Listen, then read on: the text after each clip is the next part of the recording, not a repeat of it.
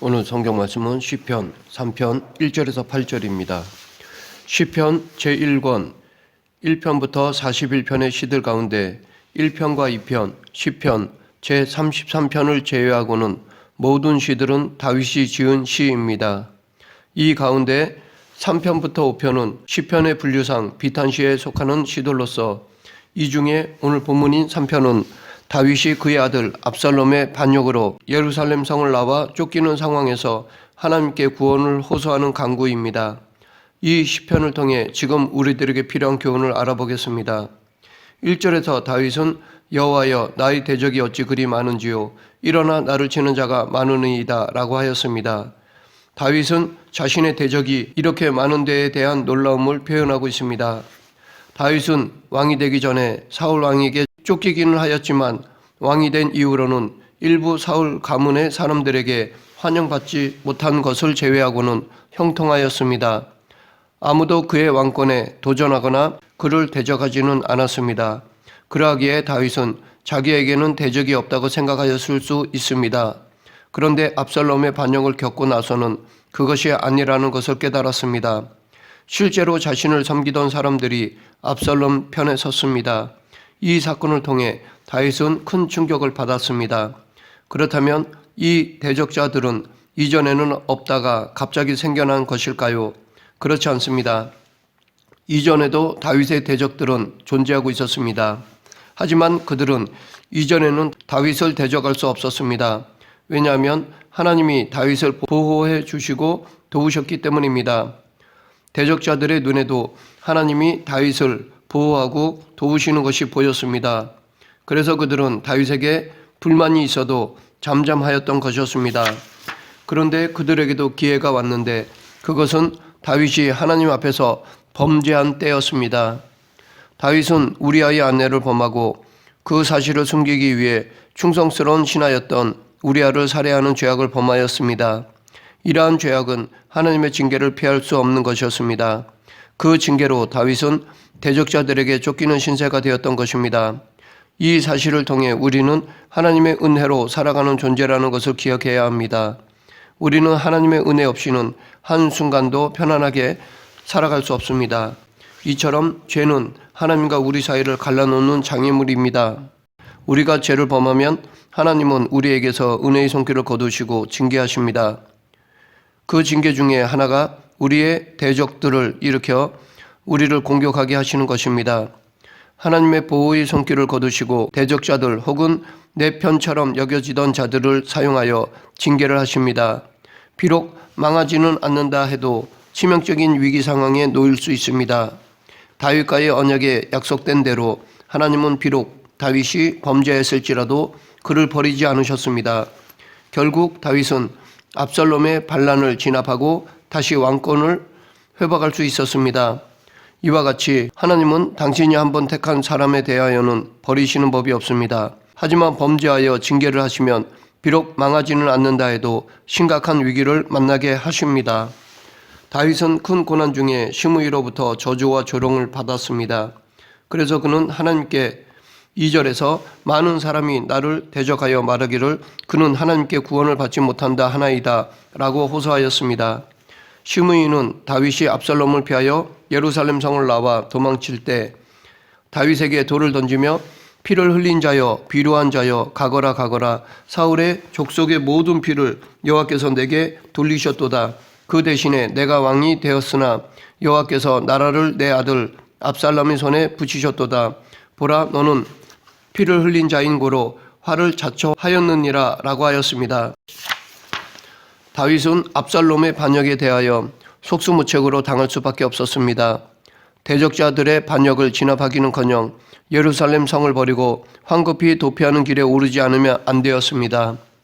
이런 모습을 보고 다윗의 대적자들은 물론 일반 백성들까지도 다윗이 하나님께 버림을 받았다고 생각하였을 것입니다. 다윗이 다시 왕권을 회복할 것이라고 생각한 사람은 없었을 것입니다. 그러나 정작 다윗은 그렇게 생각하지 않았습니다. 다윗은 자신이 하나님께 버림을 받았다고 생각하지 않았습니다. 그는 비록 지금 절체절명의 위기에 처했지만 여전히 하나님이 자신을 보호하고 계시다고 생각하였습니다. 그래서 그는 3절에서 여호와여, 주는 나의 방패시오 나의 영광이시오 나의 머리를 드시는 자신이이다 라고 고백하였던 것입니다. 또한 5절에서도 내가 누워 자고 깨었으니 여호와께서 나를 붙드심이로다 라고 하였습니다. 다윗은 자기의 생명이 이렇게 경각에 처한 상황에서도 하나님의 지켜주심을 확신하였습니다. 언제 대적자들이 닥칠지 알 수 없는 상황에서 또 언제든지 자기 목숨을 팔아 공을 세우고자 하는 배신자들이 나올 수 있는 상황에서 이러한 신앙 고백을 한다는 것은 쉽지 않습니다. 이러한 상황에서도 하나님의 보호하심을 의심하지 않았습니다. 그래서 6절에서 천만인이 나를 에워싸 진친다 하여도 나는 두려워하지 아니하리이다 라고 하였습니다. 그렇다면 다윗은 어떻게 해서 이러한 위기 상황에서도 하나님의 보호를 확신할 수 있었을까요? 그것은 하나님의 약속을 믿었기 때문입니다. 다윗은 하나님께서 인생 막대기와 채찍으로 징계는 하시되 자기를 버리지는 않을 것이라는 영원한 약속을 주신 것을 기억하였습니다. 그러했기에 많은 사람들이 저주하며 조롱하는 것이 당연하게 보이는 절체절명의 위기 상황에서도 하나님을 바라보며 낙심하거나 절망하지 않았던 것입니다. 하나님은 우리에게도 다윗에게 주셨던 것과 같은 약속을 주셨습니다. 하나님은 우리를 향하여 히브리서 13장 5절에서 내가 과연 너희를 버리지 아니하고 과연 너희를 떠나지 아니하리라 라고 약속해 주셨습니다. 하나님은 이 약속대로 당신의 백성을 버리지 않습니다. 하나님은 당신의 자녀가 범죄하면 엄히 징계는 하시되 버리지 아니하고 나중에는 다시 회복시켜 주십니다. 그러므로 어떤 상황에 놓인다 해도 다윗과 같이 하나님을 굳게 신뢰하며 담대할 수 있어야 할 것입니다. 3절에서 다윗은 나의 머리를 드시는 자신이이다 라고 고백하고 있는데 이는 지금 다윗이 머리를 숙이고 있다는 것을 전제로 한 말입니다.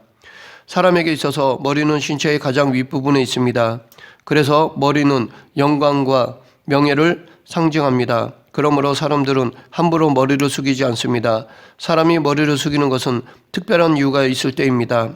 우선 다른 사람에게 예를 표할 때 머리를 숙입니다. 또한 수치를 당할 때 머리를 숙입니다. 그리고 자신의 잘못을 인정하고 용서를 구할 때 머리를 숙입니다. 그러면 이 중에 다윗은 어디에 해당할까요? 우선은 수치를 당하여 머리를 숙이고 있다고 할 수 있습니다. 사실 지금 다윗은 매우 수치스러운 상황에 처해 있습니다. 그는 자신의 아들과 신하들의 반역으로 급히 예루살렘 성을 빠져나와 도피 중에 있습니다. 더욱이 그는 시므이 같은 아무것도 아닌 자로부터 멸시와 조롱을 받았습니다. 이것은 한 나라의 왕이었던 다윗에게 있어 치욕스러운 일이었습니다. 그로 인해 그는 머리를 들 수 없었을 것입니다.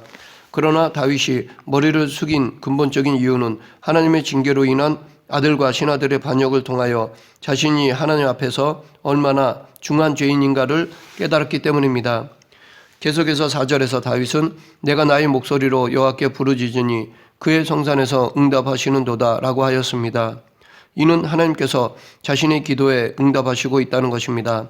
그런데 여기서 응답하다 라는 동사는 현재형으로 보이지만 원문상에는 과거형입니다. 그러므로 본조를 보다 정확하게 번역하면 내가 부르짖을 때 여호와께서 응답하셨다 라는 것입니다. 이것은 다윗이 하나님께서 과거 자신의 기도에 응답하신 것을 회고하는 것으로 볼 수 있습니다. 그런데 우리가 여기서 주목해야 할 것은 본문의 부르짖음이 그저 단순한 기도가 아니라는 것입니다. 여기서 부르짖음은 울부짖음을 의미합니다. 즉 다윗의 기도는 단순한 강구가 아니라 통회의 기도라는 것을 의미합니다. 예수님이 말씀하신 팔복에 애통하는 자는 복이 있나니 저희가 위로를 받을 것이라고 하셨습니다. 여기서 애통한다라는 것은 자기 죄를 슬퍼하며 통곡하는 것, 즉 회개를 의미합니다. 그리고 위로를 받는다라는 것은 하나님으로부터 용서를 받는 것을 의미합니다. 지금 다윗은 이것을 체험하는 것이라 할 수 있습니다.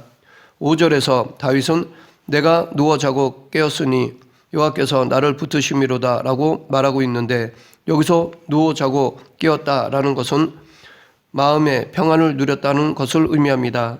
지금 다윗의 상황은 잠을 제대로 잘 수 있는 상황이 아닙니다. 마음의 평안을 누릴 수 있는 상황이 아닙니다. 절대 그러한 상황이 아닙니다.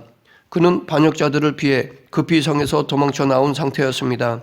그리고 언제 대적자들이 자기를 죽이러 올지 모를 상황이었습니다.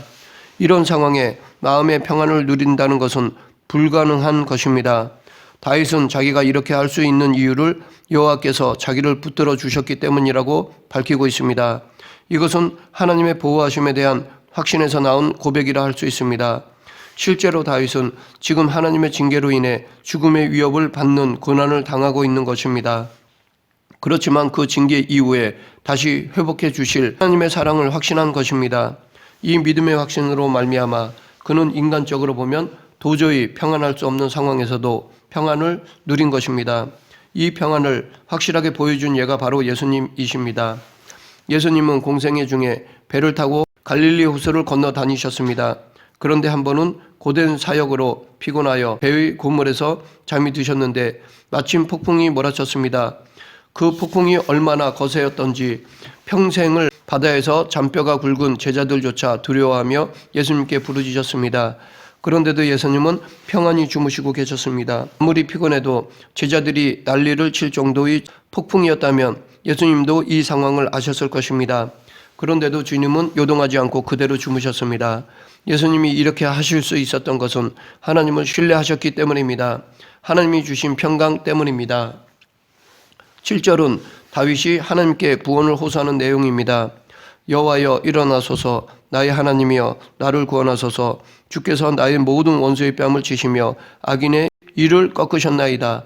여기서 여호와여 일어나소서라는 표현은 하나님의 신속하고도 역동적인 구원을 간구하는 표현입니다.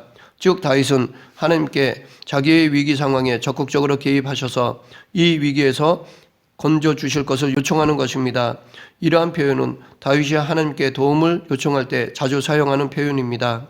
그런데 다윗은 하나님께 구원을 간구하면서 바로 이어서 하나님께서 과거 자신을 구원하셨던 사실을 언급하고 있습니다. 이것은 다윗이 과거 하나님의 보호와 도우심을 회상하며 지금 이 위기 상황에서도 하나님의 도우심의 역사가 이루어질 것이라는 확신을 하고 있는 것입니다. 특히 여기서 주목할 것은 다윗이 하나님의 구원을 원수의 뺨을 치는 것과 악인의 이를 꺾는 것으로 표현하고 있다는 것입니다. 뺨은 그 사람을 대표하는 얼굴의 한 부위입니다. 그래서 뺨을 때리는 행위는 그 사람을 모욕하고 수치를 안겨주는 의미가 있습니다. 그러하기에 하나님께서 원수의 뺨을 치신다는 것은 원수들에게 모욕을 가하고 수치를 당하게 하신다는 것입니다. 그리고 이를 꺾으신다라는 것은 상대방의 힘을 꺾어 무력화시키는 것을 의미합니다. 이렇게 하나님의 사람을 대적하는 원수들은 수치스러운 최후를 맞게 될 것입니다. 그런데 이 하나님의 응답은 철저한 책임을 동반하고 있습니다. 특히 우리의 간구에 대한 하나님의 책임 있는 태도는 세 가지의 특징을 가지고 있습니다. 첫째는 우리가 찾을 때 외면하지 않으시며 응답하신다는 것입니다. 시편 91편 15절 저가 내게 간구하리니 내가 응답하리라. 저가 환난 때에 내가 저와 함께하여 저를 건지고 영화롭게 하리라. 또한 이사야 58장 9절 내가 부를 때에는 나 여호와가 응답하겠고 내가 부르짖을 때에는 말하기를 내가 여기 있다 하리라. 하나님은 우리의 기도에 외면하시지 않으십니다. 물론 우리는 종종 하나님의 응답을 듣지 못하는 때가 있습니다. 그러나 이는 하나님이 응답하시지 않으시기 때문이 아니라 조급함이나 욕심 등으로 인해 하나님의 응답을 깨닫지 못하기 때문입니다. 둘째는 하나님은 우리가 간구하기를 기다리신다는 것입니다. 이사야 65장 24절 그들이 부르기 전에 내가 응답하겠고 그들이 말을 마치기 전에 내가 들을 것이라. 하나님은 우리의 모든 시종을 다 알고 계십니다. 그럼에도 우리가 당신을 찾으시기를 바라며 기다리십니다. 문제 앞에서 당신을 찾기를 기다리십니다. 물론 상황에 따라 우리의 간구함이 있기 전 먼저 앞서 일하시기도 하시지만 대부분은 우리가 당신을 찾기를 기다리십니다. 하나님은 우리에게 찾아지기를 바라십니다. 셋째는 하나님은 말로만 응답하시는 것이 아니라 행동으로 응답하신다는 것입니다. 시편 60편 5절 주의 사랑하시는 자를 건지시기 위하여 우리에게 응답하사 오른손으로 구원하소서. 이 간구가 암시하듯이 하나님은 행동으로 응답하시는 분이십니다. 하나님은 다른 우상과는 다르십니다.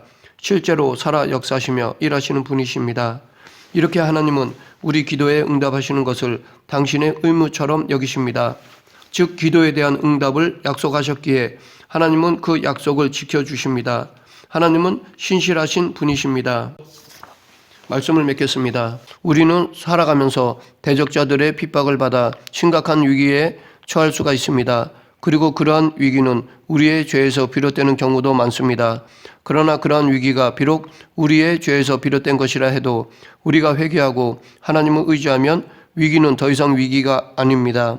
정작 우리의 가장 큰 위기는 겉으로 나타난 것이 아니라 죄로 인한 하나님과의 단절입니다. 그러므로 우리는 죄를 멀리하며 혹 연약하여 죄를 범하였다면 회개함으로 하나님과의 관계를 회복해야 합니다. 우리 모두 구원의 하나님을 바라보며 죄를 철저히 회개하는 그리스도인이 되길 간절히 축원합니다. 기도하겠습니다. 생사화복을 주관하시는 하나님 아버지, 죄를 멀리하고 의의 길을 걸어가는 자들이 되게 하시고 하나님의 징계 중에도 하나님의 사랑을 의심치 않는 믿음을 주시옵소서. 예수님 이름으로 기도드립니다. 아멘.